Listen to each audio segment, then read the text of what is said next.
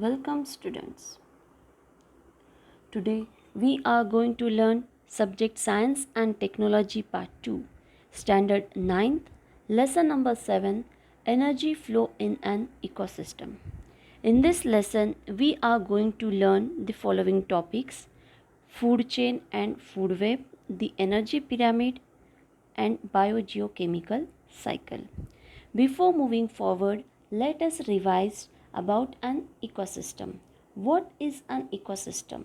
Here in the picture, we can able to see that plants are making food by using abiotic factors and serves food to all other animals.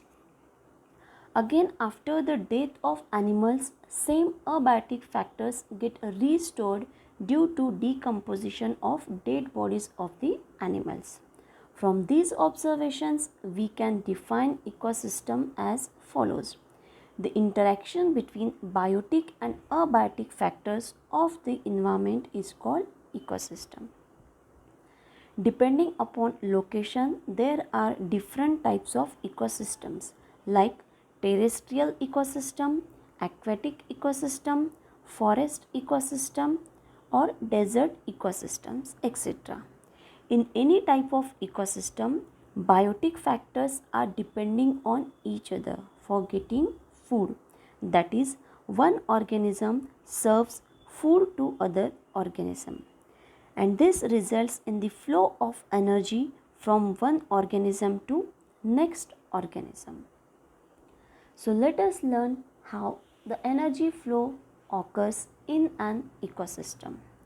Depending on mode of nutrition, all the biotic factors of an ecosystem can be classified as producers, consumers, saprotrophs, and microorganisms.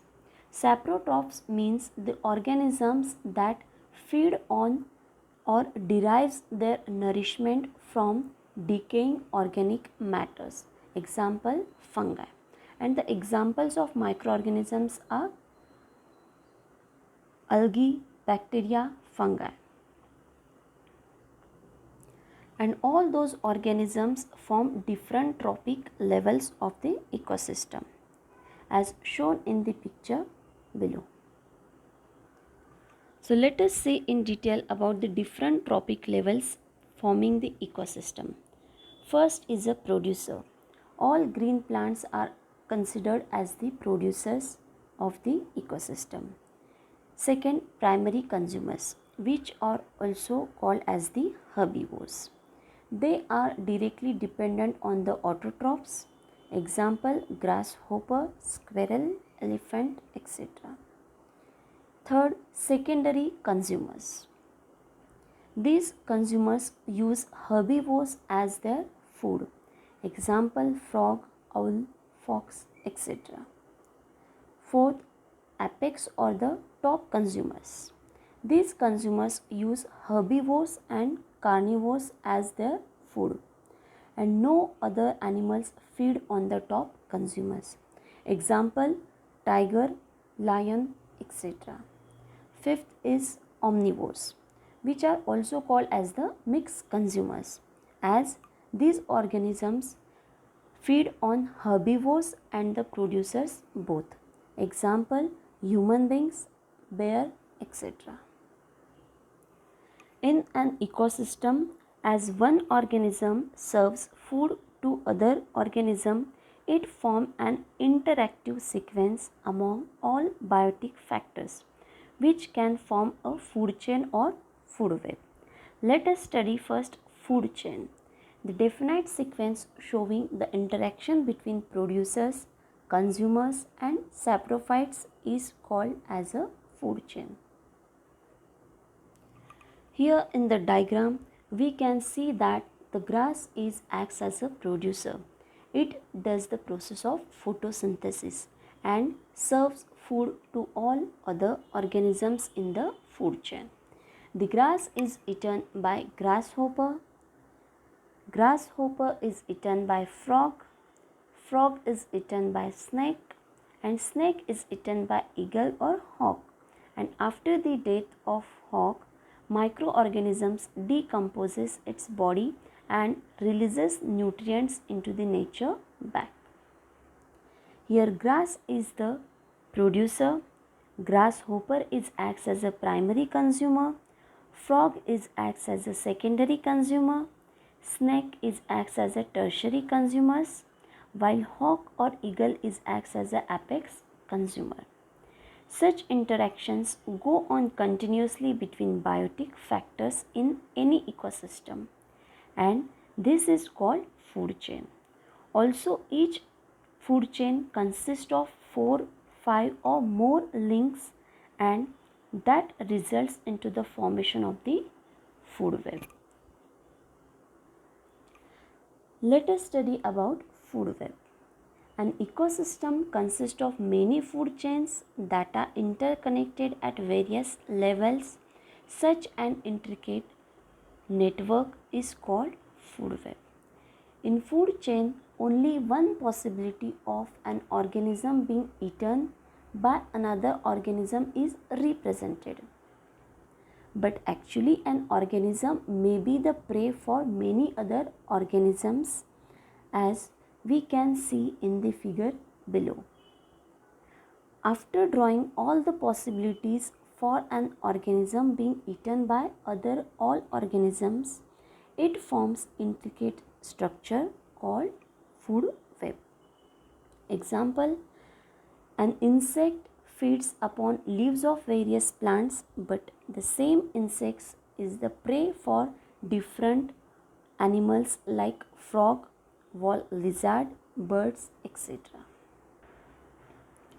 The following picture shows the exact difference between food chain and food web.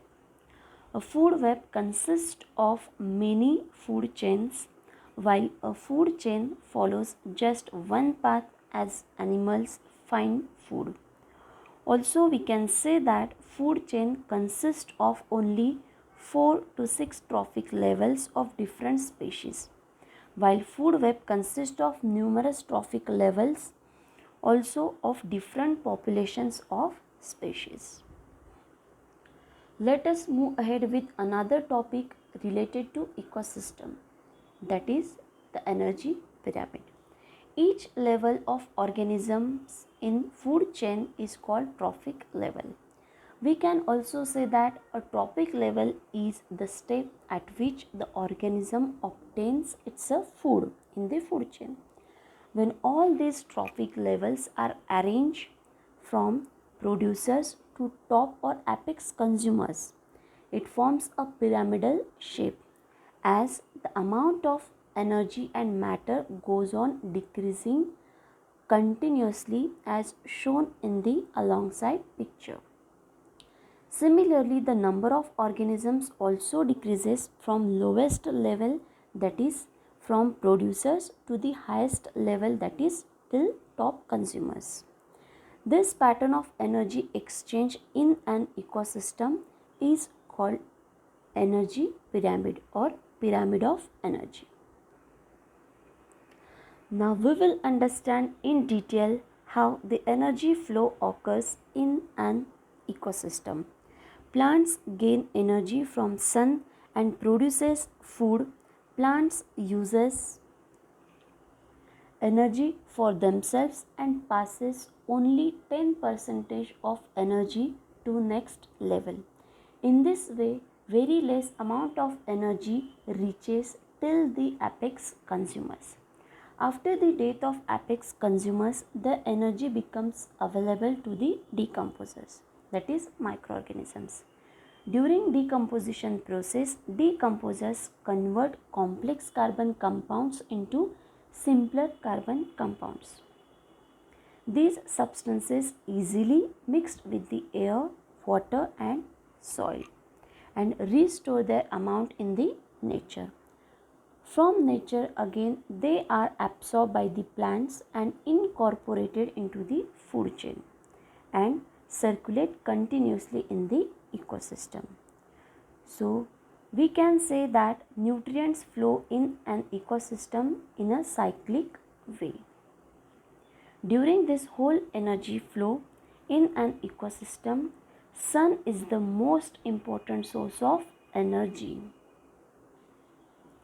by using which plants make their food material and serves to other organisms present in the ecosystem.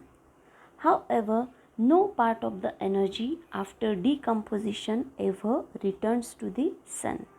Hence, we can refer that flow of an energy in ecosystem is one-way transport. I hope that you all have understood the topics whichever we have learned today. Thank you.